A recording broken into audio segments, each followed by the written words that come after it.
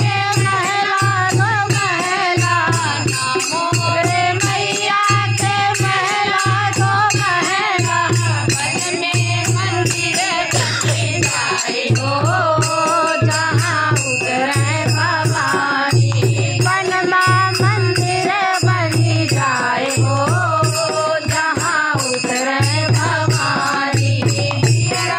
आनंद हो जाए हो जहाँ उतरे भवानी आनंद हो जाए हो जहाँ उतरे भवानी